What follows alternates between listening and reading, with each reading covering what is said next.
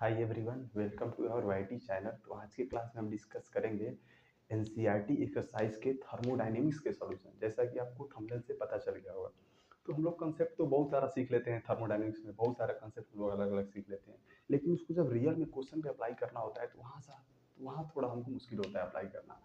तो ये मुश्किल जानते हैं कब दूर हो सकता है? आप जितना ज़्यादा क्वेश्चन प्रैक्टिस करेंगे उससे दूर हो सकता है। ठीक है, तो आप अलग अलग बुक से क्वेश्चन सॉल्व कर सकते हैं, रेफरेंस बुक से क्वेश्चन सॉल्व कर सकते हैं। सबसे पहले हम लोग एनसीईआरटी क्वेश्चन को सॉल्व कर लेते हैं, क्योंकि वहाँ से पता चल जाता है। ठीक है, चलिए तो सबसे पहले क्वेश्चन स्टार्ट करते हैं हम। ये फर्स्ट फर्स्ट में क्या कह रहा है? Choose the correct answer. A thermodynamic state function is the quantity. कह रहा है थर्मोडायनेमिक स्टेट फंक्शन कैसा क्वांटिटी है। जो थर्मोडायनेमिक स्टेट फंक्शन होता है वो कैसा क्वांटिटी होता है। तो यहाँ पे है स्टेट फंक्शन। तो स्टेट फंक्शन का हम एक ही कंसेप्ट जानते हैं। जो स्टेट फंक्शन होता है, जो स्टेट फंक्शन होता है वह नॉट डिपेंड ऑन पाथ। जो स्टेट फंक्शन होते हैं वो पाथ पे डिपेंड नहीं करते हैं, बस ये डिपेंड करते हैं कि उनका इनिशियल वैल्यू क्या है और फाइनल वैल्यू क्या है। किस प्रोसेस से वो चेंज हुआ इस पे डिपेंड नहीं करता है। अगर चेंज निकालना हो तो फाइनल माइनस इनिशियल कर देते हैं, लेकिन वो प्रोसेस पे नहीं डिपेंड करता है किस प्रोसेस से आपने चेंज किया। केवल इनिशियल वैल्यू और फाइनल वैल्यू पे डिपेंड करता है, मतलब पाथ पे डिपेंड नहीं करता वो। ठीक है, तो ऑप्शन देखते हैं। Whose value is determined to heat change, whose value is independent of path. मतलब जो स्टेट फंक्शन होते हैं पाथ पे डिपेंड नहीं करते हैं, किस पाथ से आपने प्रोसेस किया इस पे डिपेंड नहीं करता है। केवल ये डिपेंड करेगा इनिशियल वैल्यू क्या है और फाइनल वैल्यू क्या है, इस पे डिपेंड करता है। तो इसके हिसाब से ऑप्शन नंबर बी हो जाएगा। क्या हो जाएगा? करेक्ट आंसर हो जाएगा। मतलब इंडिपेंडेंट ऑफ पाथ, जो स्टेट फंक्शन होता है वो पाथ पे डिपेंड नहीं करता है, केवल इनिशियल वैल्यू और फाइनल वैल्यू पे डिपेंड करता है। ये नहीं डिपेंड करता है कि आपने प्रोसेस किस मेथड से किया। ठीक, चलिए नेक्स्ट क्वेश्चन आपका कहता है। Next question, for the process to occurs under adiabatic condition. Adiabatic condition की बात हो रहा है। कह रहा है कोई प्रोसेस है जो एडियाबेटिक कंडीशन में हो रहा है, तो इसके लिए कौन सा ऑप्शन करेक्ट होगा? इसके लिए कौन सा ऑप्शन करेक्ट होगा? तो एडियाबेटिक कंडीशन को समझने के लिए हम देखते हैं कि एडियाबेटिक कंडीशन होता क्या है। तो एडियाबेटिक कंडीशन मतलब वहाँ उसमें हीट चेंज क्या होता है? जीरो होता है। मतलब द सिस्टम, ऐसे बोल सकते हैं, यदि सिस्टम और सराउंडिंग के बीच हीट का एक्सचेंज नहीं होता है तो उस कंडीशन में उसे क्या बोल सकते हैं? एडियाबेटिक बोल सकते हैं। तो सिस्टम और सराउंडिंग के बीच हीट का चेंज नहीं होता है तो उस कंडीशन में क्यू की वैल्यू क्या होती है? जीरो। मतलब सिस्टम और सराउंडिंग के बीच अगर हीट का एक्सचेंज नहीं होता है तो उस कंडीशन में क्यू की वैल्यू क्या होती है? जीरो होती है। ठीक है, तो यहाँ देखिए इसके हिसाब से ऑप्शन नंबर सी क्या हो जाएगा? करेक्ट हो जाएगा, क्योंकि एडियाबेटिक कंडीशन में एक ही बात हम लोग याद रखते हैं कि क्यू की वैल्यू क्या होती है? जीरो। सिस्टम और सराउंडिंग के बीच नो हीट एक्सचेंज। ठीक, ये तो हो नहीं सकता। Delta T equal to zero किसके लिए होता है? आइसोथर्मल प्रोसेस के लिए होता है। Delta T equal to zero isothermal. Delta T किसके लिए होता है? आइसोबारिक प्रोसेस के लिए होता है। और यहाँ पे कह रहा है work done equal to zero. तो वर्क डन जीरो कब होगा? वर्क डन जीरो कब होगा? जब डेल्टा वी की वैल्यू क्या होगा? जीरो होगा। और डेल्टा भी जीरो होता है तो कौन सा प्रोसेस होता है? Isochoric process. तो इसके हिसाब से यही आंसर आपका क्या हो जाएगा? करेक्ट हो जाएगा। मतलब option C is the correct option. Next question कह रहा है the enthalpy of all the element, the enthalpy of all the element in their standard state are. कह रहा है किसी भी एलिमेंट का अगर आपको एंथैल्पी बताना है उसका स्टैंडर्ड स्टेट या रेफरेंस स्टेट में, तो उसकी वैल्यू क्या होगी? तो उसको आपको याद रखना पड़ेगा कि किसी भी एलिमेंट का एंथैल्पी जो होता है स्टैंडर्ड स्टेट में या रेफरेंस स्टेट में क्या होता है? जीरो होता है। ठीक, जैसे देखिए एग्जांपल, जैसे मान लीजिए हम मान लेते हैं हाइड्रोजन। हाइड्रोजन किस फॉर्म में होता है? गैसियस फॉर्म में। इसका रेफरेंस स्टेट यही है। हाइड्रोजन का रेफरेंस स्टेट क्या है? Gaseous state. इस कंडीशन में डेल्टा एच जो होगा क्या होगा? इसका इसका जो डेल्टा एच होगा क्या होगा? जीरो होगा। मतलब एलिमेंट अगर अपने रेफरेंस स्टेट में है तो उसका एंथैल्पी वैल्यू क्या होगा? जीरो। जैसे मान लीजिए कार्बन लेते हैं। कार्बन कार्बन का रेफरेंस स्टेट क्या होता है? ग्रेफाइट। रेफरेंस स्टेट बोल सकते हैं या स्टैंडर्ड स्टेट बोल सकते हैं। कार्बन का रेफरेंस स्टेट क्या होता है? ग्रेफाइट। इसके लिए डेल्टा एच की वैल्यू क्या होगी? जीरो होगी। ठीक है, जैसे कार्बन के तीन स्टेट होते हैं, तीन मतलब इसके फॉर्म होते हैं। ग्रेफाइट होता है, डायमंड होता है, फ्लोरीन होता है। तो कार्बन का जो रेफरेंस स्टेट था वो ग्रेफाइट होता है। तो इस कंडीशन में कार्बन का जो एंथैल्पी होगा वह क्या होगा? जीरो होगा। ठीक, और भी ले सकते हैं, जैसे नाइट्रोजन है। नाइट्रोजन के किस फॉर्म? नाइट्रोजन का रेफरेंस स्टेट क्या है? Gaseous form. इस कंडीशन में भी डेल्टा एच की वैल्यू क्या होगी? इसके लिए जीरो होगी। मतलब कोई भी एलिमेंट है अगर उसका कहेगा आपसे एंथैल्पी बताइए स्टैंडर्ड स्टेट में, तो उसकी वैल्यू क्या ले लेंगे, 0 ले लेंगे। ठीक, तो ऑप्शन देखिए यूनिटी, कह रहा है इसकी वैल्यू 1 होगी, नहीं 1 कहाँ होता है, 0 होता है। कह रहा है यूनिटी, तो ये तो ऑप्शन होगा नहीं। ये कह रहा है दूसरा 0 मतलब 0 होगा। ठीक, कह रहा है लेस देन 0 मतलब निगेटिव में, इसकी वैल्यू निगेटिव में नहीं होती, क्या होती है, 0 होती है। डिफरेंट फॉर ईच एलिमेंट, नहीं हर एलिमेंट के लिए डिफरेंट नहीं होता है, हर एलिमेंट के लिए क्या होता है, 0 होता है। ठीक, तो इसके हिसाब से ऑप्शन नंबर बी क्या हो जाएगा, करेक्ट हो जाएगा। ठीक, नेक्स्ट क्वेश्चन देखते हैं delta U of combustion of methane is इतना kilo joule mole inverse, the value of delta H not is. ठीक, देखिए यहाँ से कंबस्शन, मीथेन के कंबस्शन से इतना एनर्जी रिलीज हो रहा है, निगेटिव है तो एक्सोथर्मिक होगा। कर the value of delta H not is, तो सबसे पहले हमको कंबस्शन ऑफ मीथेन कराना है, उसका रिएक्शन लिखना पड़ेगा आपको। ठीक है, तो मीथेन का कंबस्शन कराइए, CH4 गैसियस फॉर्म में, कंबस्शन मतलब रिएक्शन विथ ऑक्सीजन, कंबस्शन मतलब मीथेन को जलाना है ऑक्सीजन के साथ। तो यहाँ से आपको प्रोडक्ट मिलता है, जब हाइड्रोकार्बन का कंबस्शन कराते हैं तो क्या मिलता है, CO2 और प्लस क्या मिलता है, H2, ये मिलेगा लिक्विड स्टेट में, यहाँ पे गैस हो गया। तो सबसे पहले रिएक्शन को हम लोग बैलेंस करेंगे, रिएक्शन को बैलेंस करें सबसे पहले नॉन मेटल कार्बन है, यहाँ पे कार्बन बैलेंस है, फिर किसको देखेंगे, ऑक्सीजन को, सबसे लास्ट में हाइड्रोजन को बैलेंस करते हैं। यहाँ पे ऑक्सीजन 2 है, यहाँ 2 है और यहाँ 1 है, तो ऑक्सीजन 3 है। तो सबसे पहले ऑक्सीजन को बैलेंस करेंगे, तो ऑक्सीजन को बैलेंस करने के लिए हम एक काम ये कर सकते हैं, अगर यहाँ पे हम 2 लगा दें, यहाँ पे 2 लगा दें और यहाँ पे भी हम 2 अप्लाई कर दें यहाँ पे अगर, तो पूरा बैलेंस हो जाएगा। देखिए कार्बन भी हमारा 1 हो गया, हाइड्रोजन भी कितना हो गया 4, और ऑक्सीजन कितना हो गया 2 2 जा 4, और यहाँ क्या है 2 और 2 4, मतलब बैलेंस हो गया। ठीक है, तो डेल्टा एच और डेल्टा यू का एक रिलेशन होता है, जिस फार्मूला को हम जानते हैं क्या होता है, delta H equal to delta U, delta H equal to delta U plus delta N G R T, ये फार्मूला आपको याद रखना है। चूंकि स्टैंडर्ड कंडीशन में कर रहे हैं तो हम भी यहाँ पे स्टैंडर्ड कंडीशन अप्लाई कर देंगे। ठीक, तो हमको डेल्टा यू की वैल्यू दिया हुआ है -x, क्या दिया हुआ है, -x kilo joule mole inverse. देखिए यहाँ पे डेल्टा यू की वैल्यू दिया हुआ है, प्लस आर और टी छोड़िए, पहले डेल्टा एन जी निकालेंगे, इस रिएक्शन के हेल्प से हम डेल्टा एन जी निकालेंगे, यहाँ से डेल्टा एन जी। तो डेल्टा एन जी कैसे निकलेगा, number of moles of gas in product minus number of moles of gas in reactant. तो प्रोडक्ट में देखेंगे तो गैसियस मोल कितना है, यहाँ पे इसको तो लेंगे नहीं क्योंकि लिक्विड स्टेट में है, केवल हमको गैस का लेना है। तो number of moles of product of gas, यहाँ पे कितना है 1 है, तो इसकी वैल्यू क्या हो जाएगी 1, और रिएक्टेंट का माइनस करना है। तो रिएक्टेंट में देखिए यहाँ पे 1 मोल है, यहाँ पे कितना मोल है 1 मोल, और यहाँ पे कितना है 2 मोल, और चूंकि दोनों गैस है दोनों को हमको लेना पड़ेगा। तो 1 + 2 क्या हो जाएगा 1 और +2 3, मतलब 1 - 3 कर देंगे, आ जाएगा -2 आ जाएगा, क्या आ जाएगा -2। तो यहाँ पे हम इसकी वैल्यू रख देंगे, डेल्टा एन जी की वैल्यू रखेंगे तो ये प्लस है, अगर इस माइनस रखेंगे तो यहाँ पर जाएगा -2RT।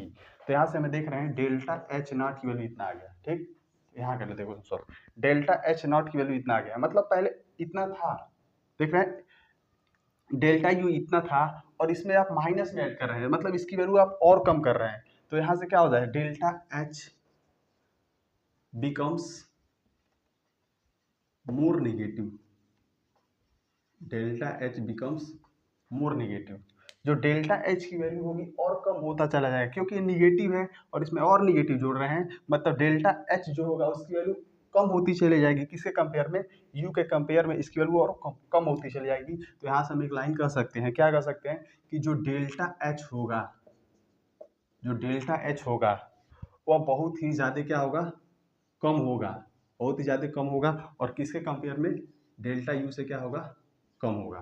क्यों, क्योंकि इसकी जो वैल्यू है डेल्टा एच की वैल्यू है वो निगेटिव में बढ़ रही है, देख रहे हैं इसमें कुछ ऐड, पहले एक्स की वैल्यू यू की वैल्यू इतनी थी और इसमें निगेटिव आप ऐड कर रहे हैं, मतलब डेल्टा एच की वैल्यू और कम होती चली जा रही है, मतलब निगेटिव में। जैसे मान लीजिए ऐसे अगर है माइनस,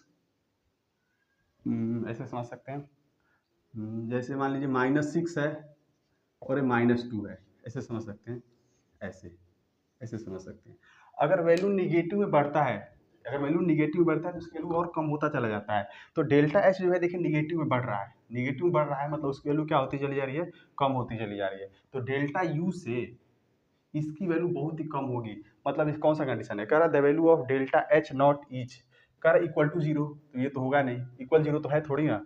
और कह रहा है ग्रेटर देन डेल्टा यू, कह रहा है डेल्टा एच की वैल्यू जो होगी डेल्टा यू से बड़ी होगी, नहीं डेल्टा यू से क्या होगी, कम होगी, ये भी नहीं होगा। सी देखिए सही हो सकता है, डेल्टा एच की जो वैल्यू होगी, जो डेल्टा एच की वैल्यू होगी वो डेल्टा यू से क्या होगी, कम होगी, मतलब ये वाला ऑप्शन क्या हो जाएगा करेक्ट, और जीरो तो हो नहीं सकता है। क्लियर, तो यहाँ से आप पता कर सकते हैं निगेटिव में अगर वैल्यू बढ़ता है ना तो उतना ही क्या होता चला जाता है, कम होता चला जाता है। तो डेल्टा एच की वैल्यू क्या हो रहा है, कम हो रहा है, क्योंकि यहाँ पे निगेटिव में निगेटिव ऐड हो रहा है। समझ में आ गया। 5 देखते हैं, कह रहा है क्वेश्चन में the enthalpy of combustion of methane, the enthalpy of combustion of methane, graphite and dihydrogen इतना इतना and इतना joule mole inverse respectively. the enthalpy of formation of methane, ये देखना आपको, enthalpy of formation of CH4, मतलब CH4 का यदि formation होगा तो कितना एंथैल्पी चेंज होगा। मतलब देखिए यहाँ सॉल्व करते हैं, इसको सॉल्व करते हैं। CH4 का फॉर्मेशन करना है, CH4 का क्या करना है, फॉर्मेशन। और चूंकि एंथैल्पी ऑफ फॉर्मेशन की बात कर रहे हैं तो एक मोल का ही फॉर्मेशन होता है, कितने का, अगर एंथैल्पी ऑफ फॉर्मेशन की कहीं बात करते हैं प्रोडक्ट कितना बनना चाहिए, एक मोल बनना चाहिए, और with the help of the element in there reference state, ये ध्यान देना होता है। एंथैल्पी ऑफ फॉर्मेशन में एक मोल ही प्रोडक्ट बनाते हैं with the help of element in their standard state. चलिए क्या क्या पार्टिसिपेट कर रहा है, कार्बन, क्या पार्टिसिपेट कर रहा है, कार्बन, और कार्बन का रेफरेंस स्टेट क्या होता है, ग्रेफाइट, क्या होता है, ग्रेफाइट, और प्लस क्या, हाइड्रोजन, क्या कर रहा है, हाइड्रोजन, हाइड्रोजन का रेफरेंस स्टेट क्या होता है, गैसेस फॉर्म होता है। इसको बैलेंस करेंगे, कार्बन तो बैलेंस है, हाइड्रोजन की यहाँ अगर हाइड्रोजन की यहाँ 2 लगा दे तो रिएक्शन बैलेंस हो जाएगा। मतलब इसके लिए आपको, इसी रिएक्शन के लिए आपको डेल्टा एच की वैल्यू पता करना है, मतलब एंथैल्पी ऑफ फॉर्मेशन की वैल्यू क्या करना है, पता करना है। इसके लिए हमको कुछ कंडीशन दिया हुआ है कि कंबसन दिया है मेथेन का, ग्रेफाइट का और डाईहाइड्रोजन का, 3 इक्वेशन बनाएंगे और इक्वेशन को सॉल्व करके हम ये इक्वेशन लाएंगे और फिर इस वैल्यू सॉल्व करके, वैल्यू पुट करके इसको सॉल्व करेंगे। देखिए कैसे करते हैं। तो सबसे पहले enthalpy of combustion of methane, तो पहला इक्वेशन जो आपका बनेगा, पहला इक्वेशन कंबसन ऑफ मेथेन, दूसरा बनेगा ग्रेफाइट का कंबसन और तीसरा बनेगा डाईहाइड्रोजन का कंबसन। देखिएगा, तो कंबसन ऑफ मेथेन मतलब CH4 का कंबसन कराना है, CH4 का क्या कराना है, कंबसन। अभी हम लोग पिछले क्वेश्चन इसको देखे हैं, CH4 का कंबसन कराए थे तो हमको क्या मिला था, CO2 प्लस क्या मिला था, H2। चूंकि हम फिजिकल स्टेट लिख ले रहे हैं, आप लिख सकते हैं, कोई दिक्कत नहीं है। फिर दूसरा क्वेश्चन क्या कर रहा है, दूसरा कंडीशन ग्रेफाइट का कंबसन, ग्रेफाइट मतलब क्या, कार्बन, कार्बन का रेफरेंस स्टेट ग्रेफाइट लेना है, क्या लेना है, ग्रेफाइट, और ग्रेफाइट का कंबसन कराना है आपको, और ग्रेफाइट का कंबसन कराएंगे क्या बनेगा, बता दीजिए, CO2 बनेगा, क्या बनेगा, CO2। और इसके लिए हमको डेल्टा एच एंथैल्पी दिया है, इसके लिए डेल्टा एच की वैल्यू दिया हुआ है, क्या दिया हुआ है, कंबसन ऑफ मेथेन के लिए पहली वैल्यू क्या दिया हुआ है, -890.3 किलो जूल मोल इनवर्स। मतलब एक मोल मेथेन का कंबसन कराएंगे तो इतना एनर्जी क्या होगा, रिलीज होगा, चूंकि निगेटिव है तो एक्सोथर्मिक है, तो यहाँ से एनर्जी रिलीज होगा। जब एक मोल मेथेन को आप बर्न कराएंगे तो इतना एनर्जी क्या होगा, इसमें से रिलीज होगा, क्योंकि निगेटिव दिया है तो एक्सोथर्मिक। और किलो जूल पर मोल, मतलब एक मोल का, अगर 2 मोल कराएंगे तो इसका डबल हो जाएगा, 3 मोल का कराएंगे तो इसका ट्रिपल हो जाएगा, ठीक। और यहाँ देखिए, और कह रहा है कार्बन का, ग्रेफाइट का कंबसन कराना है, मतलब ऑक्सीजन से रिएक्शन, कंबसन मतलब ऑक्सीजन से रिएक्शन। तो ग्रेफाइट का जब ऑक्सीजन से कंबसन करा रहे हैं तो यहाँ पे CO2 बन जाएगा, क्या बन जाएगा, CO2।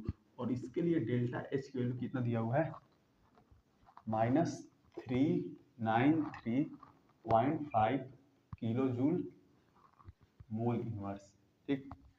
और तीसरा क्या कह रहा है, तीसरा आपसे क्या कह रहा है, डाईहाइड्रोजन का कंबसन, किसका कंबसन, डाईहाइड्रोजन, डाईहाइड्रोजन ये होता है ना हाइड्रोजन, और यहाँ पे 2 लगा देता है डाईहाइड्रोजन, और इसका कंबसन मतलब ऑक्सीजन से रिएक्शन। और डाईहाइड्रोजन का जब कंबसन कराते हैं तो H2O बनता है, क्या बनता है, H2O बनता है, ठीक, H2O यहाँ से बनता है। अब इसको थोड़ा बैलेंस करेंगे, तो देखिए यहाँ पे ध्यान देंगे थोड़ा सा, इसको बैलेंस करेंगे, तो इसको बैलेंस करने ऑक्सीजन को सबसे बैलेंस करेंगे तो ऑक्सीजन यहाँ पे क्या हो जाएगा, 2, यहाँ पे ऑक्सीजन 2 है, यहाँ पे 1 है, अगर यहाँ पे हम 2 कर दें, यहाँ पे अगर हम 2 कर दें तो रिएक्शन बैलेंस हो जाएगा, और यहाँ पे भी 2 लगा दें तो रिएक्शन बैलेंस हो जाएगा। देखिए 2H2O ऑक्सीजन भी तो हो गया, हाइड्रोजन भी 4 हो गया। यहाँ पे देखिए इसको हाफ भी कर सकते थे, लेकिन यहाँ पे हमने 2s2 इसलिए बैलेंस कर दिया, तो चूंकि हमको इक्वेशन में चाहिए, जब इसको ऐड करेंगे तो यहाँ पे हमको 2s2 हो जाएगा, हाफ भी कर देंगे तो हो जाएगा, उसमें कोई दिक्कत नहीं है। तो रिएक्शन में चूंकि हमको 2s2 चाहिए तो हमने हाइड्रोजन को भी बैलेंस कर दिया, ठीक है, इसको 2 बना दिया।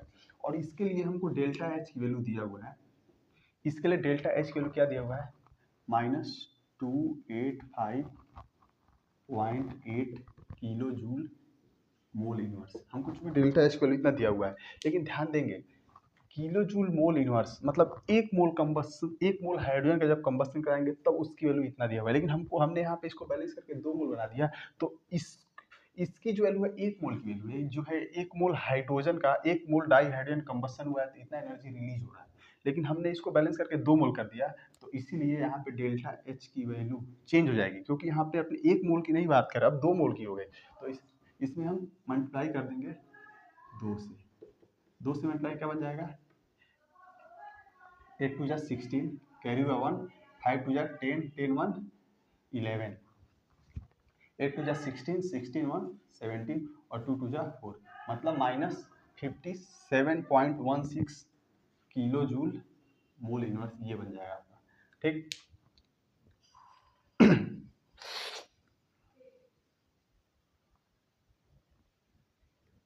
ये आपका वैल्यू आ जाएगा, ठीक। अब इन तीनों इक्वेशन को इस तरीके से ऐड करना है या सब्ट्रैक्ट करना है कि ये आपको मेन इक्वेशन मिल जाए, इन तीनों इक्वेशन को इस तरीके से ऐड करना है या सब्ट्रैक्ट करना है कि हमको ये इक्वेशन मिल जाए, और ये इक्वेशन मिल जाएगा तो हमारा क्वेश्चन सॉल्व हो जाएगा आराम से। देखिए कैसे, तो देख रहे हैं रिएक्टेंट के साइज में हाइड्रोजन और कार्बन है, और प्रोडक्ट के साइज में क्या है, मेथेन है। तो इन तीनों में देखिए रिएक्टेंट के साइड में यहाँ पे कार्बन दिख रहा है आपको ग्रेफाइट वाला, और हाइड्रोजन दिख रहा है, मतलब सेकेंड और थर्ड को ऐड करेंगे, सेकेंड और थर्ड को क्या करेंगे, ऐड करेंगे, सेकेंड और थर्ड को क्या करेंगे, ऐड करेंगे, क्योंकि हमको रिएक्टेंट साइड में चाहिए और रिएक्टेंट साइड में है, तो इक्वेशन 2 में आपको रिएक्टेंट साइड में ग्रेफाइट दिख रहा है और H2 दिख रहा है, और हमको इस रिएक्शन में भी रिएक्टेंट साइड में दिख रहा है, मतलब इन दोनों को ऐड करेंगे। अब ध्यान से देखिएगा, CH4 जो है, CH4 जो गैस फॉर्म में है, हमको प्रोडक्ट साइड में चाहिए, लेकिन दिया हुआ है रिएक्टेंट साइड में, दिया हुआ है रिएक्टेंट साइड में, तो इसको माइनस करेंगे, क्या करेंगे, इसको माइनस करेंगे, क्या करेंगे, इसको माइनस करेंगे, इक्वेशन नंबर हमको क्या करेंगे, माइनस, क्योंकि हमको चाहिए प्रोडक्ट में, हमको चाहिए प्रोडक्ट में और दिया हुआ है रिएक्टेंट में, तो इसको माइनस करेंगे। एक और तरीका होता है क्या, इस रिएक्शन को आप रिवर्स कर दीजिए, मतलब इसको रिएक्टेंट बना दीजिए, इसको क्या बना दीजिए, प्रोडक्ट, लेकिन वो ध्यान देंगे यहाँ पे डेल्टा एच की वैल्यू माइनस से तुरंत क्या बन जाएगा, प्लस बन जाएगा, तो उस तरीके से भी आप इसको रिवर्स करके तब डायरेक्ट ऐड करेंगे तीनों को तो सॉल्व हो जाएगा। फिर एक बार सुनिए, अगर आप रिवर्स करेंगे इसको तो ये वैल्यू क्या बन जाएगी, प्लस बन जाएगी, ये इधर आ जाएगा और इधर आ जाएगा, ठीक है। तो यहाँ पे हम तीनों को ऐड करना पड़ेगा, लेकिन हमको चूंकि रिएक्शन रिवर्स करके दिया नहीं है तो हम डायरेक्ट क्या कर देंगे, इसको माइनस कर देंगे। देखिए माइनस करके दिखाते हैं, देखिए इन तीनों को जब आप सॉल्व करेंगे, देखिए एग्जैक्ट इक्वेशन आपको मिल जाएगा। देखिए आपको सॉल्व करके दिखाते हैं, तो इक्वेशन 2 में क्या है, कार्बन किस फॉर्म में है, ग्रेफाइट, प्लस क्या है, O2। देखिए 2 को जोड़ा हमने, 2 को जोड़ा तो लेफ्ट वाले को लेफ्ट में जोड़िए और राइट वाले को राइट में, और क्या हमने जोड़ा 2H2, 2H2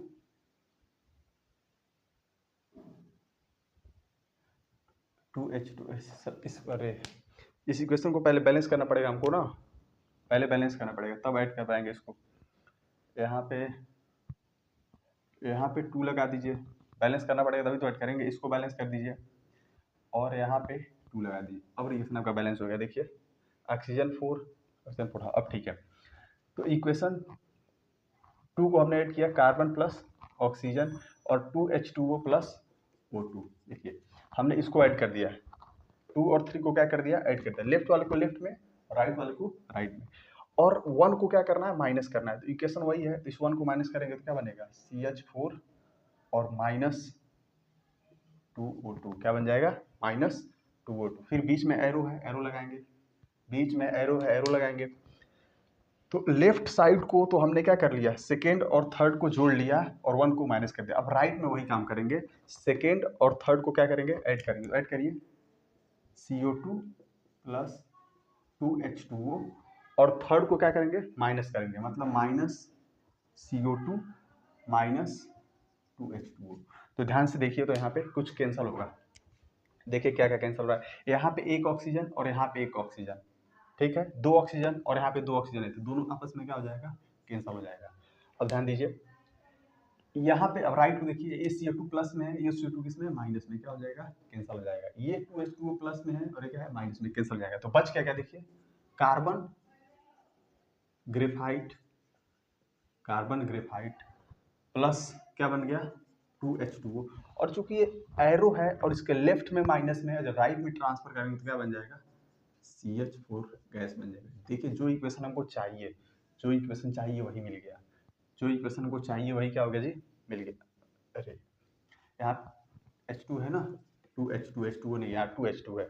तो जो इक्वेशन हमको चाहिए वो इक्वेशन यहाँ पे देखिए मिल गया आराम से, हमको इक्वेशन मिल गया ना, इक्वेशन यहाँ पे मिल गया। तो हमने क्या किया, सेकेंड और थर्ड को जोड़ा और 1 को माइनस किया। तो जैसे आपने इक्वेशन को ऐड किया वैसे इस डेल्टा H के वैल्यू को भी ऐड करिए और सेपरेट करिए। मतलब सेकेंड को आपको ऐड करना है, और सेकेंड आपका क्या है जी, सेकेंड क्या है, -393.5, -393.5, मतलब आपको डेल्टा फॉर्मेशन ऑफ H निकालना है, डेल्टा फॉर्मेशन ऑफ H निकालना है इस रिएक्शन के लिए। तो देखिए हमने क्या किया, सेकेंड को ऐड किया और फिर थर्ड को ऐड करेंगे। सेकेंड को ऐड किया, सेकेंड की वैल्यू इतना है और थर्ड की वैल्यू क्या है, ये नहीं वैल्यू पुट करेंगे, ये वैल्यू पुट करेंगे। ठीक है, तो क्या हो जाएगा, -571.6। ठीक, और फर्स्ट को माइनस करना है, फर्स्ट को क्या करना है, माइनस, यहाँ माइनस करेंगे और वैल्यू वैल्यू से माइनस में दिया है 890.3, तो ये देखेंगे तो दोनों माइनस माइनस क्या बन जाएगा, यहाँ से डायरेक्ट करते हैं, दोनों माइनस माइनस मिलकर क्या बना देगा, इसको प्लस बना देगा, दोनों माइनस माइनस क्या बना देगा, प्लस बना देगा। तो यहाँ से एंथैल्पी ऑफ फॉर्मेशन आप निकाल सकते हैं, ध्यान देखिएगा, ये दोनों माइनस में तो ऐड हो जाएगा, तो 6 5 क्या हो जाएगा, 6 5 हो जाएगा 11, कैरी हुआ 1, 3 1 4 और 4 1 5 और 9 7 16 और 9 7 16 हो जाएगा यहाँ से 5 6 5 11 3 1 4 1 5 9 7 16 और 5 3 8 और 8 1 9 हो जाएगा, 8 1 क्या हो जाएगा, 9 और निगेटिव हो जाएगा, और चूंकि एक प्लेस पर डेसिमल है तो इतना यहाँ पे वैल्यू आ जाएगा। ठीक, 965.1। ठीक, फिर यहाँ पे लगाएंगे प्लस और यहाँ पे 890.3, 890.3। अब इसको माइनस कर देंगे, इसको क्या कर देंगे, माइनस कर देंगे। 965.1 में से हमको माइनस करना है 890.3 हमको माइनस कर देना है। ठीक, तो माइनस कर देंगे तो यहाँ क्या बच जाएगा, यहाँ बच जाएगा 7 और क्या बच जाएगा 4 और यहाँ बच जाएगा 7, यहाँ क्या बन जाएगा 7 और यहाँ से 8 क्या हो जाएगा 0। मतलब इसकी वैल्यू क्या आ जाएगी, माइनस में, मतलब आपका आंसर क्या आ जाएगा, -0.74.7, नहीं क्या आंसर आ जाएगा 74.7, 74 पॉइंट, सॉरी 11 में से 3 जाएगा 8 बचेगा अंदर रहेगा।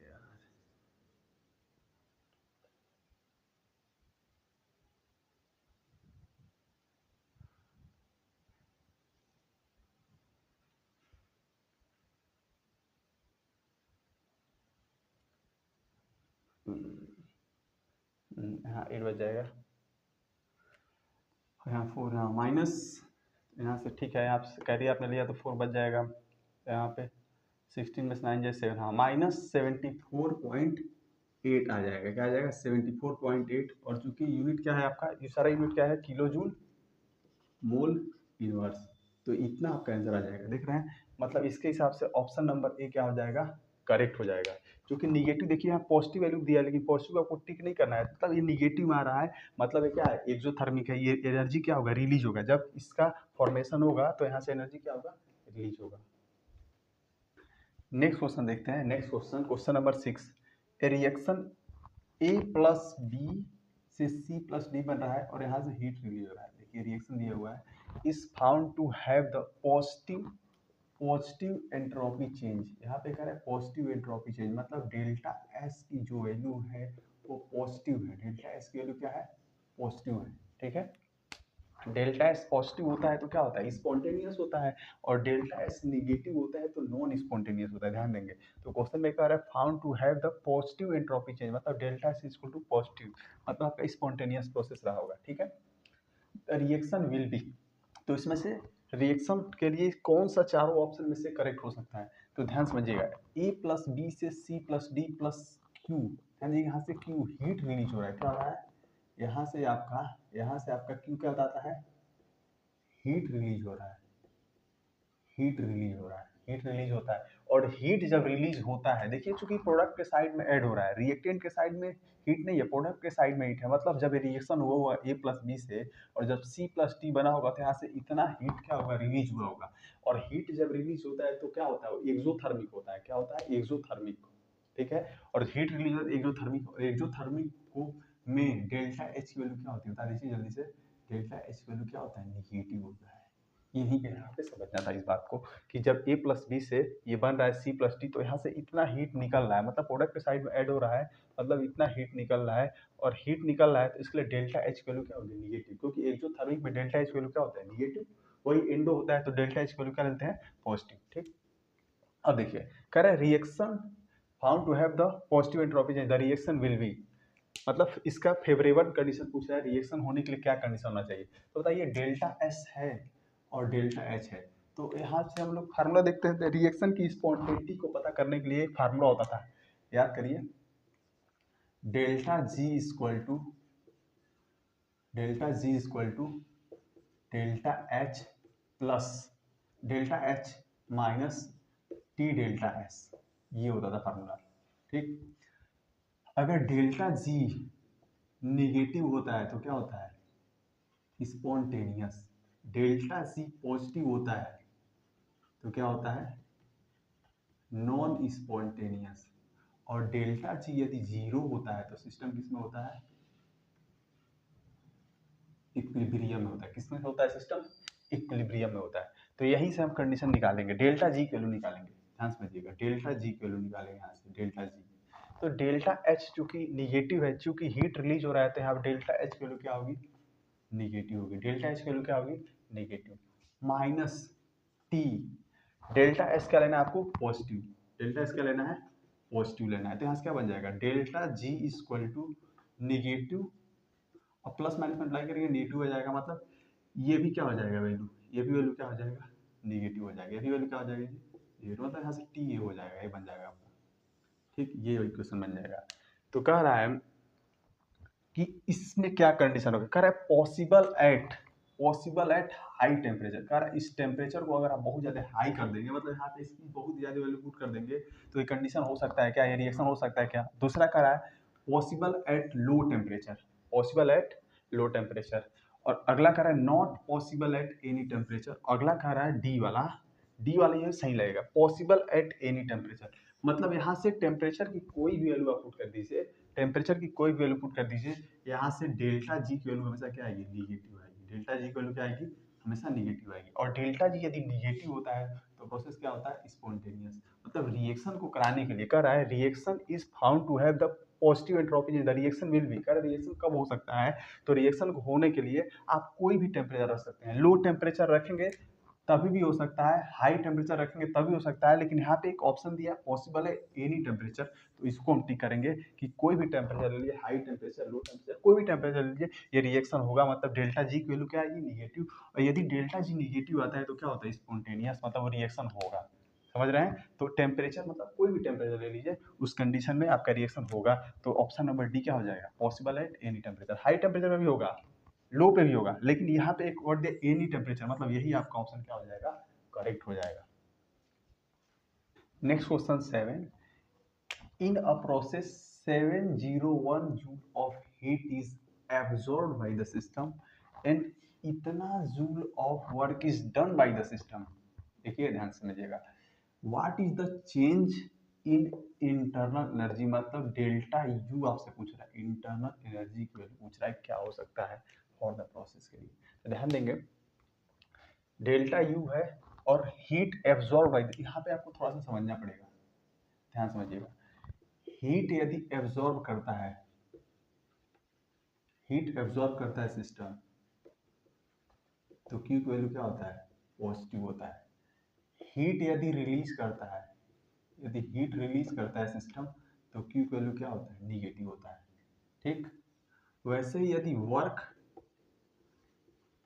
डन बाय सिस्टम, यदि सिस्टम काम करता है, तो वहां पे वर्क डन की वैल्यू क्या होता है, निगेटिव होता है। क्या होता है, वर्क क्या होता है, निगेटिव होता है।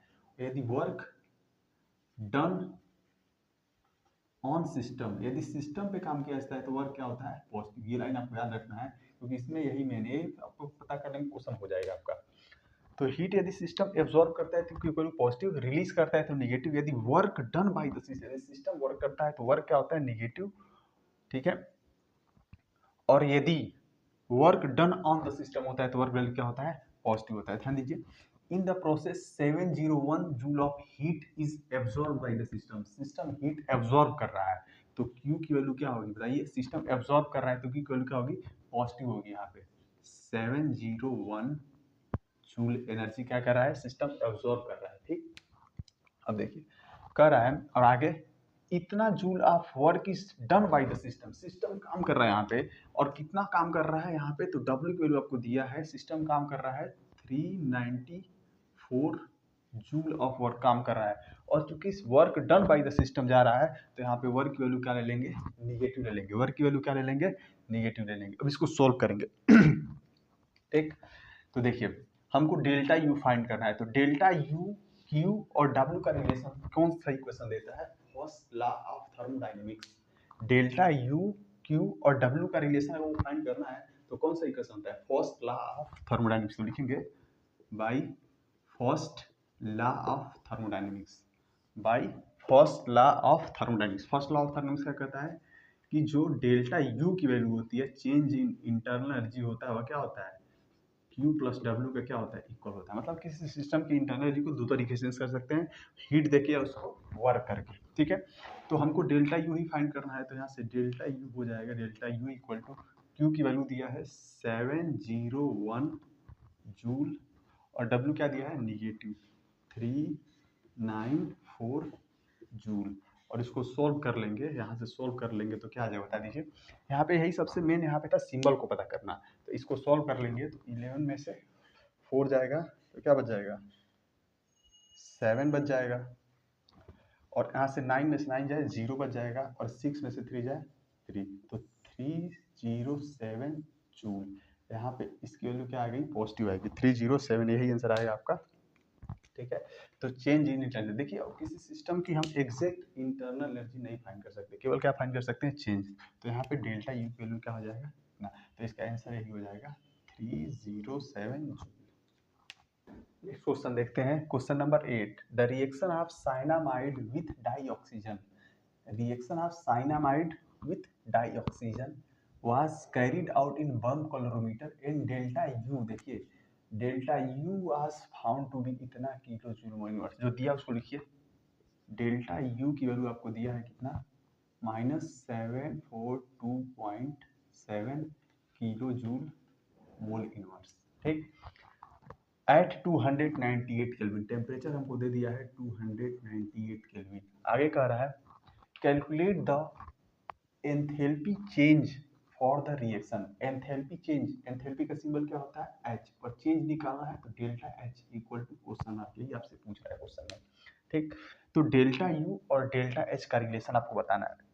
इसके लिए एक फार्मूला होता है जिसमें डेल्टा H और डेल्टा U का एक रिलेशन होता है, वहां से फार्मूला होता है, वहां चलेंगे फार्मूले से, फार्मूले चलेंगे। क्या होता है, डेल्टा H इक्वल टू, क्या होता है, delta H equal to delta U plus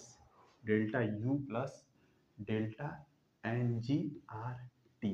तो R तो गैस कांस्टेंट है, इसको हमको पता है, टेम्परेचर दिया ही है, डेल्टा U पता ही है, डेल्टा Ng पहले निकालें, क्या निकालेंगे, डेल्टा Ng के लिए, और डेल्टा Ng की वैल्यू इस रिएक्शन के हेल्प से निकल जाती है। और डेल्टा Ng निकालते कैसे बता दीजिए, हमने पिछले क्वेश्चन में बताया था, number of moles of product in gas, number of moles in product minus number of moles in reactant, number of moles of product of gas minus number of moles of reactant in gas. ठीक है, तो product में देखिए, तो product के case में gas के कितने मोल हैं, ये तो आपको लेंगे नहीं, ये लेंगे नहीं, केवल ये लेंगे। गैस के कितने मोल हैं, 1 मोल। तो गैस रिएक्शन बैलेंस है कि नहीं, एक मिनट क्वेश्चन देख लेते थोड़ा।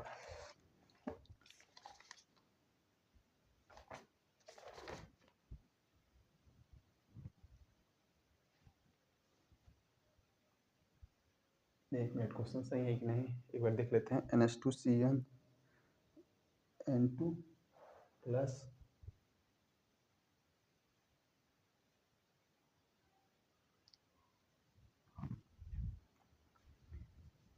हाँ देखिए क्वेश्चन में थोड़ा सा मिस्टेक हुआ था, आपका CO2 गैस यहाँ पे छूट रहा था, ठीक है। तो number of moles of gas in product, यहाँ पे 1 मोल और यहाँ पे 1 मोल, तो रिएक्ट प्रोडक्ट के साइड में number of moles of gas कितना है 2, माइनस रिएक्टेंट के साइड में देखिए ये तो सॉलिड है, इसको लेंगे नहीं, गैस का मोल कितना है 3/2, यहाँ लिख देंगे 3/2, तो 2 माइनस इसमें डिवाइड करेंगे तो 2 1 जा 2, 2 1 जा 2 और 1 बचेगा, फिर पॉइंट लाएंगे और 2 5 जा 10, तो यहाँ से क्या बच जाएगा 0.5। डेल्टा एन जी की वैल्यू क्या निकल गई, डेल्टा एन जी जो हमको चाहिए क्या मिल गया 0.5, डेल्टा एन जी जो है 0.5 मिल गया, ठीक। डेल्टा एन जी जो हमको 0.5 मिल गया। अब इसमें वैल्यू पुट करेंगे, यहाँ से वैल्यू हम पुट करेंगे और इसको सॉल्व करेंगे, तो डेल्टा एच जो है हमको निकालना है, ये हमको दिया ही है, डेल्टा एन जी पता ही चल गया, टी दिया ही है, और एक कांस्टेंट होता है जो आपको क्वेश्चन में देगा, क्वेश्चन में इसकी वैल्यू देगा, तो यहाँ से हम वैल्यू लिखेंगे, तो यहाँ से अपनी वैल्यू आ जाएगी। डेल्टा यू आपको दिया हुआ है कितना जी, हाँ यहाँ पे 742.7 kilo joule mole inverse. Unit को भी लिखेगा, यूनिट लिखने का फायदा वो भी आपको दिखाते हैं, प्लस डेल्टा एन जी क्या है 0.5 इंटू आर की वैल्यू क्या होती है, आर की वैल्यू होती है 8.314 joule kelvin inverse mole inverse, ये इसका यूनिट होता है, ठीक। अब क्या है इनटू टेम्परेचर कितना दिया है 298 केल्विन, 298 केल्विन, इसको सॉल्व करेंगे, यहाँ से थोड़ा कुछ कैंसिल होगा, यूनिट्स को कैंसिल करिए, देखिए किलो जूल मोल इनवर्स में दिया है, यहाँ से केल्विन गया, ठीक, जूल मोल इनवर्स बच गया, तो यहाँ से आपको बच जाएगा 742.7 किलो जूल मोल इनवर्स। अब यहाँ से देखिए क्या बच जाएगा 0.5 इंटू 8.314 इंटू 298। अब यहाँ ध्यान दीजिए ये किलो जूल है, ये दोनों ये किलो जूल है, और यहाँ क्या बच गया जूल मोल इनवर्स, तो इसको भी किलो जूल मोल इनवर्स में करेंगे तभी ये दोनों आपस में ऐड हो पाएगा, क्योंकि सेम यूनिट को ही आप ऐड कर सकते हैं और सेम यूनिट को सब्ट्रैक्ट कर सकते हैं, क्लियर। तो यहाँ पे किलो जूल मोल इनवर्स दिया है और यहाँ पे जूल मोल इनवर्स दिया है, तो आप इसको भी जूल में चेंज कर सकते हैं, जूल मोल इनवर्स में, लेकिन चूंकि आपको क्वेश्चन में वैल्यू सारी दिया है किलो जूल मोल इनवर्स में, तो हम आंसर को भी फाइंड करेंगे किलो जूल मोल इनवर्स में, तो इसको हम चेंज कर लेते हैं किसमें, इस जूल को हम जूल मोल इनवर्स को हम चेंज कर लेंगे किलो जूल मोल इनवर्स में, तो स्मॉल यूनिट जूल जो है स्मॉल यूनिट है और किलो जूल बड़ी यूनिट है, तो छोटी यूनिट को बड़ी यूनिट बदलने के लिए डिवाइड करते हैं, तो जूल को किलो जूल बदलने के लिए हम तुरंत किससे डिवाइड कर देंगे 1000 से, किससे डिवाइड कर देंगे 1000 से, तो किलो जूल मोल इनवर्स बन जाएगा, किलो जूल मोल इनवर्स, मतलब यहाँ से वैल्यू हो जाएगी 742.7 kilo joule mole inverse, plus इन तीनों का अगर आप मल्टीप्लाई कर लेंगे, इन तीनों का मल्टीप्लाई कर लेंगे तो हम आपको डायरेक्ट बता दें इसकी वैल्यू कितनी आ जाएगी, इसकी वैल्यू आ जाएगी 1236.2, और यहाँ पे आपका नीचे ये है आपका, इसको मल्टीप्लाई कर लेंगे तो इतनी वैल्यू आ जाएगी, और नीचे 1000 है, तो अगर 1000 है और डिवाइड करेंगे तो ये डेसिमल 1000 से डिवाइड करेंगे तो डेसिमल आगे आ जाएगा थोड़ा, 1 प्लेस 2 प्लेस 3 प्लेस, तो ये डेसिमल हट के यहाँ पे आ जाएगा, तो यहाँ पे क्या बन जाएगा 742.7 kilo joule mole inverse, plus ये क्या बन जाएगा 1.236, तो ये बन जाएगा, ठीक। अब इसमें से इसको माइनस करना है तो इसको 1.2 भी ले सकते हैं, कोई दिक्कत नहीं है, इसको ऐसे लिख सकते हैं 742.7, इसको नियरली आप क्या लिख सकते हैं 1.2 लिख सकते हैं, कोई दिक्कत नहीं है, और ये भी क्या आपका किस में है किलो जूल मोल इनवर्स में है, और ये भी किस में है किलो जूल मोल इनवर्स में, मतलब दोनों ऐड हो सकता है अब, ठीक है। तो यहाँ पे देखिए ये माइनस में है ये प्लस में, माइनस होगा, ये माइनस में है ये प्लस में, तो 7 में से 4 जाएगा क्या बच जाएगा, सॉरी 7 में से 5 जाएगा 2, 2 में से 1 जाए 1, और यहाँ क्या है आपका 4, और यहाँ क्या है 7, मतलब -74.70 -741.5 किलो जूल मोल इनवर्स। ये आपका क्या हो जाएगा, आंसर है। ये आपका क्या हो जाएगा, आंसर। इतनी वैल्यू आएगी माइनस, एक बार आंसर मैच कर लेते हैं सही है कि नहीं। हाँ, इतना आंसर आपका हो जाएगा। तो इस क्वेश्चन के लिए आपको एंथैल्पी चेंज कर रहा था, तो इसके लिए एंथैल्पी चेंज की वैल्यू क्या आ जाएगी, इतनी आपकी वैल्यू हो जाएगी। यही आपकी क्या होगी, आंसर होगी। नेक्स्ट क्वेश्चन 9 आपसे क्या कर रहा है, calculate the number of kilo joule of heat. Kilo joule of heat आपको फाइंड करना है, मतलब क्यू की वैल्यू फाइंड करना है। Number of kilo joule of heat necessary to raise the temperature of 60 gram of aluminium. 60 gram aluminium का temperature बढ़ाना है, और कहाँ से 35 से बढ़ा के 55 डिग्री सेल्सियस कर देना है। और कह रहा है कि molar heat capacity of aluminium value दिया है, मतलब सीएम की वैल्यू दिया है, molar heat capacity of aluminium value को दिया है। ठीक है, तो अब सिर्फ आपको फाइंड करना है, calculate the number of kilo joule of heat, मतलब क्यू आपको फाइंड करना है, क्यू की वैल्यू फाइंड करना है। और किसमें फाइंड करना है, किलो जूल में फाइंड करना है। Calculate the number of kilo joule of heat necessary to raise the temperature इतना इतना। ठीक है, तो मोलर हीट कैपेसिटी का हमको फॉर्मूला यूज करना पड़ेगा। Molar heat capacity, molar heat capacity का फार्मूला हम जानते हैं, सीएम इक्वल टू क्या होता है, क्यू बट्टे में एन डेल्टा टी। हमको यही क्यू फाइंड करना है, तो इसका क्रॉस मल्टीप्लाई कर देंगे तो यहाँ से क्या हो जाएगा, Q equal to CM into N into delta T, क्या बन जाएगा। सीएम की वैल्यू आपको दिया हुआ है, कितना दिया है, 24 joule mole inverse kelvin inverse into N की वैल्यू आपको दिया हुआ है, और एन की वैल्यू कितना दिया हमको, नहीं एन की वैल्यू नहीं दिया, एन हमको फाइंड करना पड़ेगा, एन हमको फाइंड करना पड़ेगा एन। तो एन फाइंड करने के लिए, मोल्स फाइंड करने के लिए क्या करते हैं, given mass upon molar mass, given mass upon molar mass, यही करते हैं। चलिए, क्योंकि यहाँ पे एल्यूमिनियम दिया है तो यहाँ पे एटॉमिक मास कर सकते हैं, क्या कर सकते हैं, एटॉमिक मास। एल्यूमिनियम है तो एटॉमिक मास कर सकते हैं। तो मास कितना दिया हुआ हमको, 60 ग्राम, क्या दिया है, 60 ग्राम।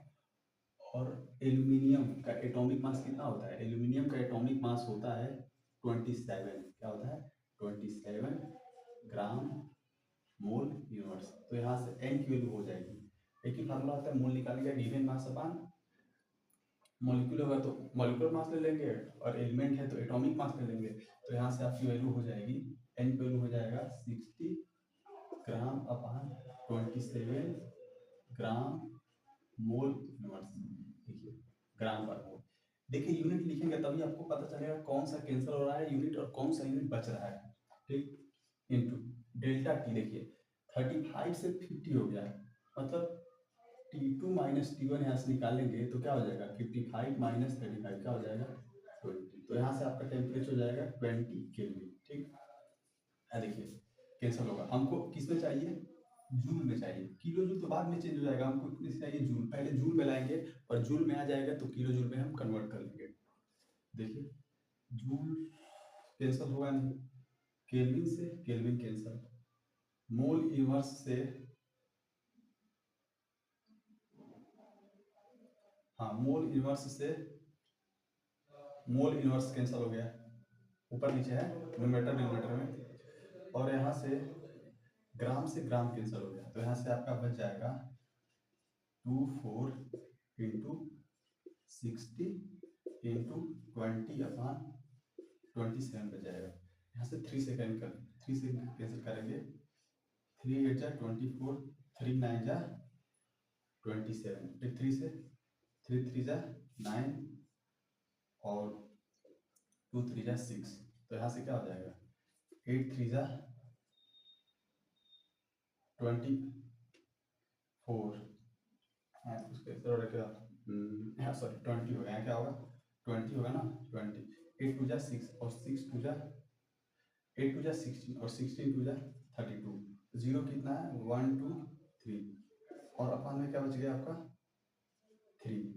अब हमारा ये किस में आया है, ये हमारा आया हुआ है जूल में, किस में आया है, जूल में आया हुआ है, लेकिन हमको जूल में नहीं चाहिए, किस में चाहिए, किलो जूल में। तो अभी आपको बताएं छोटे यूनिट को बड़े में चेंज करना है, जूल को किलो जूल में चेंज करना है, मतलब 1000 से क्या कर देंगे, यहाँ से डिवाइड कर देंगे, 1000 से डिवाइड कर देंगे, और 1000 से डिवाइड कर देंगे तो आपका जूल किस में चेंज हो जाएगा, ये जूल है आप किस में चेंज हो जाएगा, जूल से क्या बन जाएगा, किलो जूल। 2 जीरो से 2 जीरो कैंसिल, 2 जीरो से 2 जीरो कैंसिल, और यहाँ से बच जाएगा आपका 32 अपान 30, 32 अपान 30 क्या बन जाएगा, 32 अपान 300, 32 अपान 30, और इसको सॉल्व कर लेंगे तो आपका आंसर आ जाएगा 1.067 किलो जूल। ये आपका क्या हो जाएगा, आंसर हो जाएगा, ये आपका क्या हो जाएगा आंसर, 32 अपान 30, 2 जीरो 2 जीरो कैंसिल, ये आपका क्या हो जाएगा आंसर। हमसे पूछा था तो ये आपका क्या हो जाएगा आंसर हो जाएगा, ये क्या हो जाएगा। Next question, question number 10, calculate the enthalpy change, calculate the enthalpy change on freezing 1.0 mole of water at 10 degree Celsius to ice at -10 degree Celsius। Delta fusion की वैल्यू दिया हुआ है 6.03 kilo joule mole inverse at 0 degree Celsius, और CP of H2O liquid इतना दिया है, CP of H2O solid इतना दिया है। इसको सॉल्व करेंगे तो पता चलेगा, ठीक चलिए। Enthalpy change on freezing 1 mole of water at 10 degree Celsius to ice at 10 degree Celsius। Water water जो है H2O जो है वह किसमें, वाटर जो है किसमें जा रहा है, आइस में जा रहा है, मतलब लिक्विड जो है H2O लिक्विड जो है वह H2O सॉलिड में जा रहा है। वाटर जो है किसमें जा रहा है, आइस में जा रहा है, और यहाँ पे कितना यूज किया जा रहा है, 1 mole H2O at 10 degree Celsius, 10 degree Celsius पे है, 1 मोल H2O है और 10 डिग्री सेल्सियस पे है। इसको आइस बनाना है, लेकिन उस कंडीशन में टेम्परेचर को कितना ले जाना है, -10 डिग्री सेल्सियस। तो मोल तो उतना ही रहेगा, मोल जितना मोल आपने लिक्विड लिया था उतना ही मोल सॉलिड रहेगा, लेकिन यहाँ पे टेम्परेचर क्या है, -10 डिग्री सेल्सियस, ये हो जाएगा। इसी के लिए आपको डेल्टा एच की वैल्यू बताना है, इसी के लिए आपको डेल्टा एच बताना है, डेल्टा एच की वैल्यू बताना है, एंथैल्पी चेंज बताना है।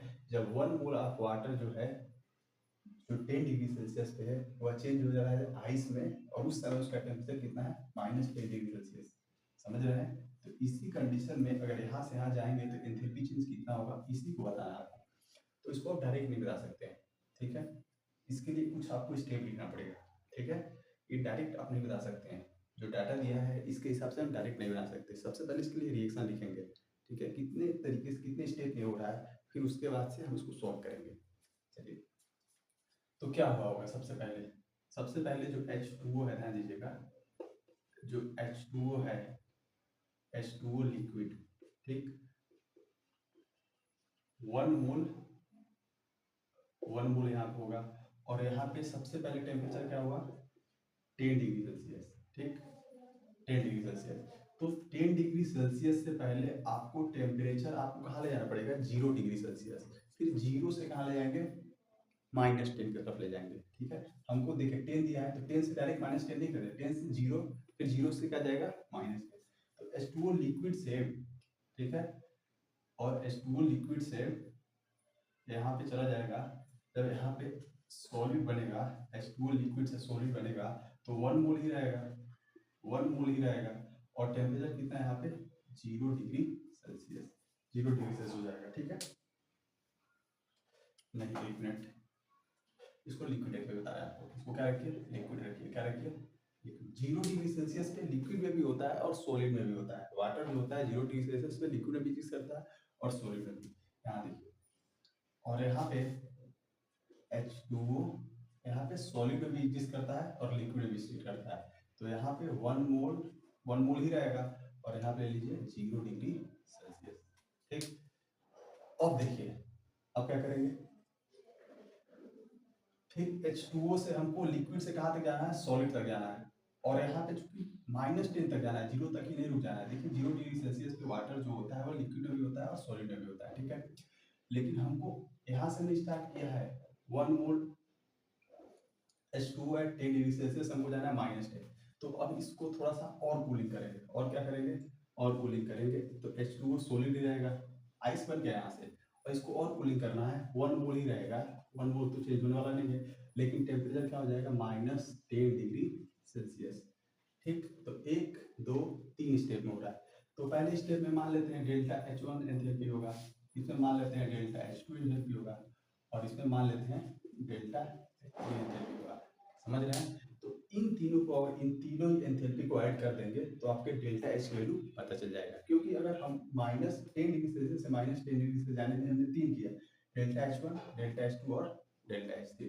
तो डेल्टा H1 फाइंड करेंगे, डेल्टा H2 फाइंड करेंगे, डेल्टा H3 फाइंड करेंगे, और तीनों को ऐड कर देंगे तो हमको पता चल जाएगा कि यहाँ से यहाँ जाने में हमको कितना एंथैल्पी चेंज हुआ है।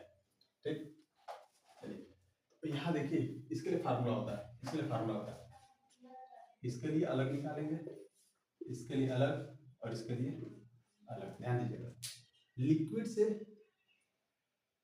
से लिक्विड जा रहा है, लिक्विड से कहाँ जा रहा है, लिक्विड जा रहा है, और यहाँ पे क्या से, तो लिक्विड से लिक्विड जा रहा है, तो इसके कंडीशन में यहाँ पे प्रेशर कांस्टेंट है, तो इसका एक फार्मूला होता है आपको, यहाँ से एक फार्मूला होता है NCP delta T, NCP delta T. जब प्रेशर कांस्टेंट होता है तो उस कंडीशन में जो एंथैल्पी की वैल्यू होती है वो क्या होती है, डेल्टा H होता है। ठीक है, और यहाँ पे प्रेशर कांस्टेंट है, तो यहाँ से आपका बन जाएगा NCP डेल्टा टी। तो n की वैल्यू क्या दिया है, 1 इंटू Cp की वैल्यू क्या दिया हुआ है, देखिए Cp ऑफ लिक्विड कितना दिया है, 753 joule mole inverse kelvin inverse, और यहाँ पे 1 मोल दिया हुआ है, ये भी लिख लीजिएगा, 1 मोल दिया हुआ है। ठीक है, 1 मोल दिया हुआ है, और इसको सॉल्व कर लेंगे यहाँ से, और डेल्टा टी हमको दिया हुआ है, डेल्टा टी हमको यहाँ दिया हुआ है, यहाँ से देखिए डेल्टा टी की वैल्यू दिया हुआ है, 0 से 10 से 0 जा रहा है तो क्या हो जाएगा, 0 माइनस 10, T2 माइनस T1। तो इसको सॉल्व कर लेंगे तो क्या आ जाएगा, 1 इंटू 75.3 इंटू -10, क्या हो जाएगा, -10। तो यहाँ से आपका हो जाएगा, क्योंकि जूल में दिया है तो इस मल्टीप्लाई करिए, क्या हो जाएगा 7530, और यहाँ से एक प्लस वाला डेसिमल लगाते हैं, ये हो जाएगा आपका, चूंकि डेल्टा एच की वैल्यू है तो इसका यूनिट क्या होता है, जूल मोल इनवर्स। क्या हो जाएगा, जूल मोल इनवर्स। ठीक है, joule mole inverse, joule mole inverse. ठीक है,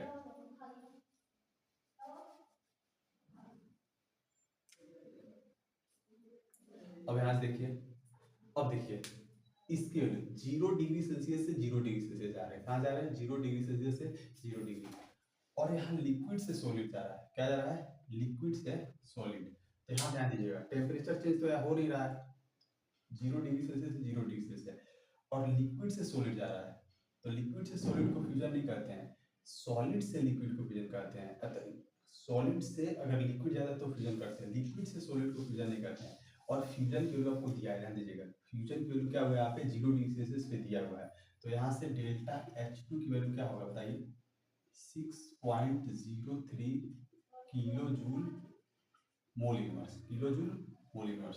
क्योंकि हमको यहाँ पे जूल मोल इनवर्स में लेना है तो किलो जूल को हटा देंगे यहाँ से, क्या हो जाएगा 6.03 इंटू 1000 कर देंगे, किलो जूल को जूल बदल के 1000 में अप्लाई कर देंगे तो यहाँ से बन जाएगा 603 और 2 प्लस 5 डेसिमल, तो यहाँ पे क्या बन जाएगा 6030 joule mole inverse delta H2। लेकिन थोड़ा सा ध्यान देंगे यहाँ पे, लिक्विड से सॉलिड जा रहे हैं, क्या जा रहे हैं, लिक्विड से सॉलिड, और फ्यूजन क्या होता है, फ्यूजन मतलब सॉलिड टू लिक्विड चेंज करना, इसलिए इसका सिंबल क्या हो जाएगा, अपोजिट हो जाएगा, सिंबल क्या हो जाएगा, अपोजिट। क्योंकि आपको जो फ्यूजन की वैल्यू दिया है वह क्या होता है, फ्यूजन मतलब क्या होता है, सॉलिड टू लिक्विड चेंज होना, और आप लिक्विड से सॉलिड जा रहे हैं, लिक्विड से सॉलिड जा रहे हैं, तो यहाँ पे साइन इसका क्या हो जाएगा, अपोजिट हो जाएगा, तो ये डेल्टा H2 हो गया।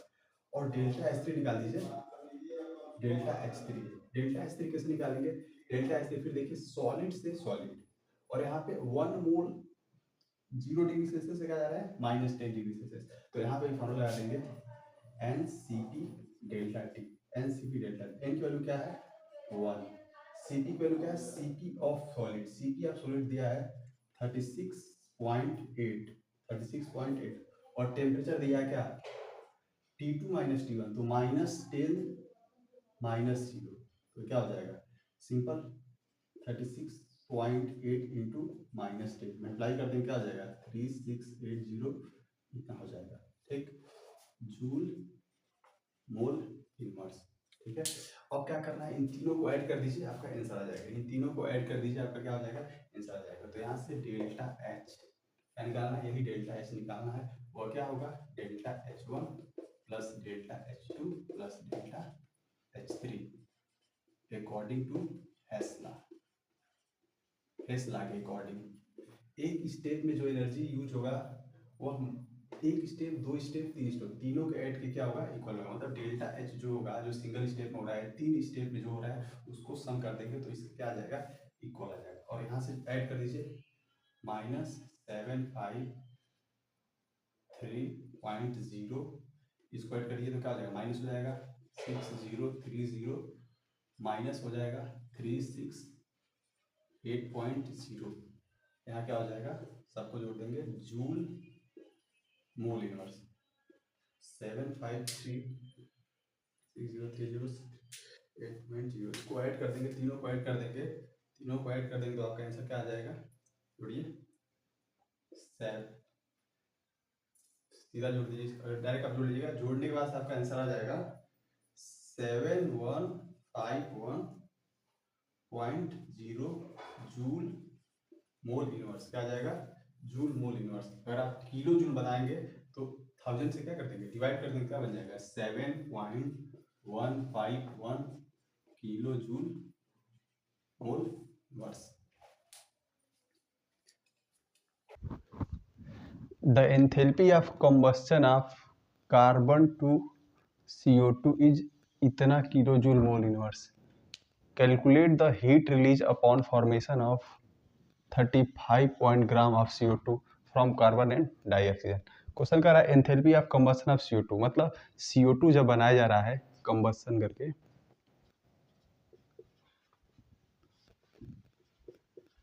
तो यहाँ से कितना हीट रिलीज हो रहा है, हीट रिलीज हो रहा है -393.5 किलो जूल मोल इनवर्स। मतलब यहाँ पे एक मोल कार्बन का फॉर्मेशन होगा, अगर सॉरी एक मोल CO2 का फॉर्मेशन होगा तो यहाँ से हीट इतना रिलीज हो रहा है, क्लियर। तो कह रहा है यदि इतना ग्राम बनेगा तो कितना हीट रिलीज होगा, तो सबसे पहले देखेंगे मास ऑफ 1 मोल CO2, एक मोल CO2 का मास कितना होगा, सबसे पहले मास निकालेंगे।